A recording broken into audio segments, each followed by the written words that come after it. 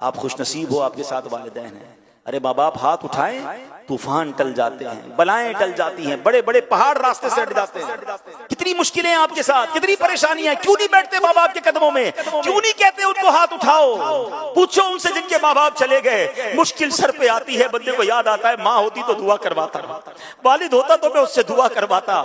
अरे आज तुम्हारे पास तुम्हारे माँ बाप हैं, बैठो उनके कदमों में, करो करवाओ दुआएं, तुम्हारे मुश्किलें कैसे आसान होंगी। हजरत मूसा अला नबीना अलैहिस्सलाम एक बार चलते चलते आपको कुछ थकावट महसूस हुई, आपने अल्लाह पाक की तरफ आप चाह रहे थे कि सफर आसान हो जाए। अल्लाह पाक ने वही भेजी, ए मूसा करीब एक पहाड़ है, वहां तशरीफ ले जाइए, उस गार में एक शख्स होगा, वो आपके लिए सवारी का इंतजाम कर देगा। हजरत मूसा अल्लाह के नबी हैं, कलीमुल्लाह हैं, अल्लाह चाहता तो हवा के जरिए आपको सफर करवा देता, खुद सवारी का इंतजाम फरमा देता।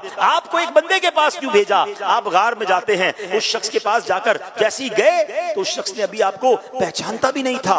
आपने फरमाया मुझे सवारी चाहिए। उस शख्स ने फौरन बादल को हुक्म दिया, है बादल नीचे आओ। बादल नीचे आया और आपने फरमाया उस बादल को शख्स ने हुक्म दिया कि इनको इनकी मंजिल तक पहुंचा दो। सुभान अल्लाह। हजरत मूसा उस बादल पर सवार हुए और हजरत मूसा हैरान हुए और जनाब वो सफर कंप्लीट हो गया। आपने अल्लाह की बारगाह में अर्ज की, मौला ये बंदा कौन है जिसकी दुआ से बादल नीचे आया, बादल ने मुझे मंजिल तक पहुंचा दिया। सुनिए, अल्लाह की बारगाह से इरशाद हुआ, ए मूसा ये अपनी माँ का फरमाबरदार है, इसने अपनी माँ की बड़ी खिदमत की है। जब आखिरी वक्त आया ना तो इसकी माँ ने इसको दुआ दी थी, बेटा मैं तुमसे राजी हूँ, अल्लाह पाक भी तुमसे राजी हो।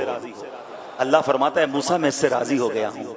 अल्लाह ने फरमाया मूसा मैं इससे राजी हूँ। अब अगर ये बंदा दुआ करे कि या अल्लाह सुर्ख पहाड़ को सिया कर दे या सिया को सुर्ख बना दे, ऐ मूसा मैं अब इसकी ये दुआ भी कबूल कर लूंगा।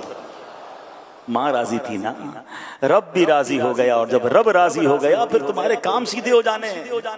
जिसको देखो कोई बीमार है, कोई कर्जे में है, कोई टेंशन में है, कोई प्रॉब्लम में है, हर तरफ दौड़ रहे हो दुआएं करवाने। अरे माँ घर में बैठी है, उसकी दुआ ले लो ना।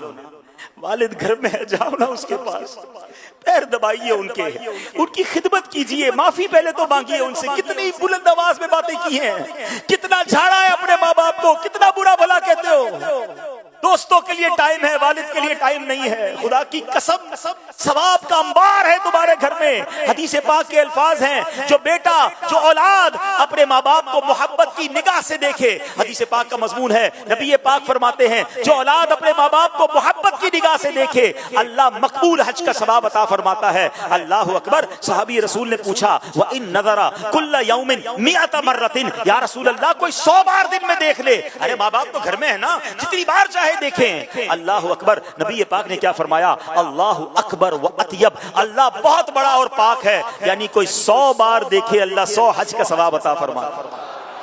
तुम्हारे घर में इतना बड़ा सवाब मौजूद है, अब मुझे बताओ देखने पर हज का सवाब है, पैर दबाने पर कितना सवाब होगा, व्हील चेयर चलाने पर कितना सवाब होगा, उनके लिए दवाई लाने पर कितना सवाब होगा, माँ और अब्बू के लिए उनके मनपसंद कभी बाहर से खाना लाने का कितना सवाब होगा, रात को उनकी पुकार पर खड़े होकर लब्बैक कहने का कितना सवाब होगा। जरा सोचो तो सही, वो बेटियां जो माँ की खिदमत नहीं कर रही, अरे यही बूढ़े माँ बाप हैं जिन्होंने हमारी गंदगियां साफ की हैं, यही वो बूढ़े माँ बाप हैं जिन्होंने उंगली पकड़कर हमें चलाया है। आज इनको चलने की जरूरत है, तुम दूर जा रहे हो, आज उनको तुम्हारी जरूरत है, तुम्हारे पास टाइम नहीं है। वो कहते हैं ना कि 2 माँ बाप मिलकर 11 10 बच्चे संभाल लेते हैं, 11 बच्चों से मिलकर 2 माँ बाप नहीं संभाले जाते।